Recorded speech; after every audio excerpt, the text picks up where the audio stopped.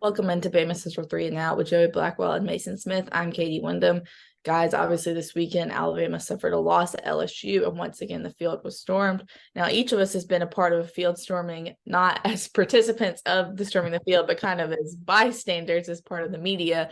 I was at A&M last year, and then obviously Tennessee and LSU this year. We were all down the field at Tennessee, and Joey was down on the field at LSU this year. And just for people that don't know kind of what the scene is like for the media after the game. Every stadium has a little bit different rules, but generally, print media or digital media are allowed to go down on the field with about 8 or 5 minutes left in the game so that you're closer down there ready to go to the press conference. But when the field is stormed, it makes our job a little bit more difficult. So, Joey, just kind of from your perspective, what's it like being part or a bystander of a field storming? Just kind of your thoughts on what the SEC or college football in general needs to do to change things, if you think changes are needed. Well, I think it's equally part thrilling and dangerous. I personally like being on the field during a field storming.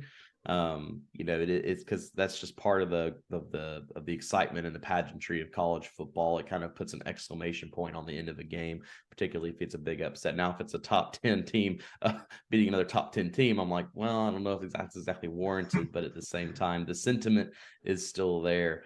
And it was obviously important to LSU this weekend. It was important to Tennessee, but breaking their streak against Alabama. I have nothing against either of those, but from a media perspective, it does, like you said, it does make our job more difficult. But being down there on the field and being able to record video and get the reactions from the fans, I love the visceral nature of it.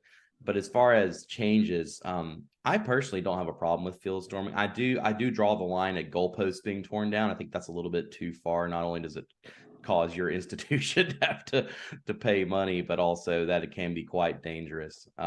So I would like to see maybe an increased fine on goalpost tearing down. I know that Tennessee obviously had to pay there. I believe it was $100,000 fine for their goalposts, if I'm not mistaken. That could be wrong.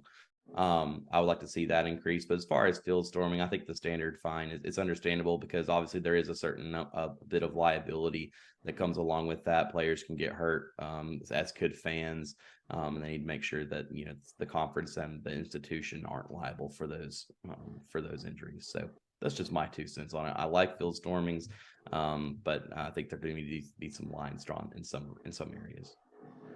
Honestly, Joey, I do agree with you. Some lines are probably necessary when it comes to field storm, but overall, I think the structure and protocol how field stormers are handled are okay. Because even with Tennessee versus Alabama, that was my first field storming ever to ever witness, really in person. The thing is, that was the first time Tennessee had beat Alabama in 15 years. So basically, 15 years, we're putting a rule in place for something that's really an anomaly more often than not.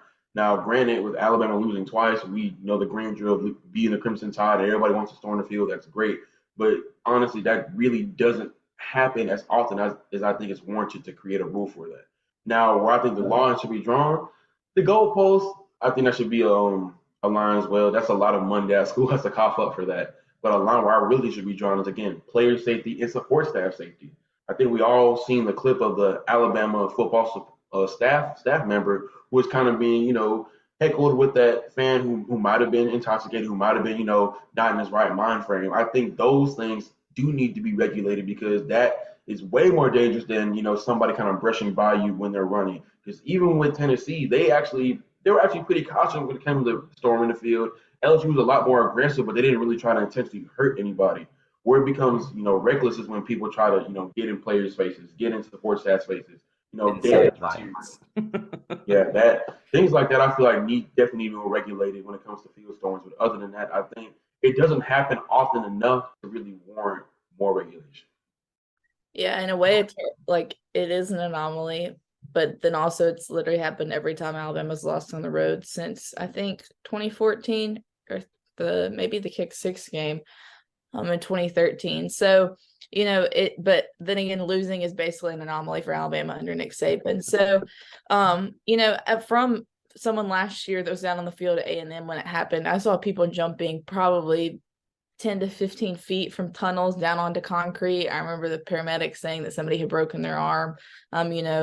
For this past game on Saturday, I stayed up in the press box until the end, so I had to cross all the way across the field through the fans to try and get to the post game, and it's really a hectic scene. So what the solutions are, I'm not quite sure. I don't know if there's a way to fully prevent, tens of thousands of people rushing down onto the field, but I agree that there should be some sort of safety protocols put in place, or maybe the fines increase. $250,000 doesn't seem like a lot of money for these athletic departments to bring in, millions in revenue, but for the average person, $250,000 is a lot of money. So if you increase that fine even more, maybe athletic departments or fans are going to be a little more hesitant, or athletic departments are going to put more in place to make sure that doesn't happen. But I agree, it is part of the fun of college football.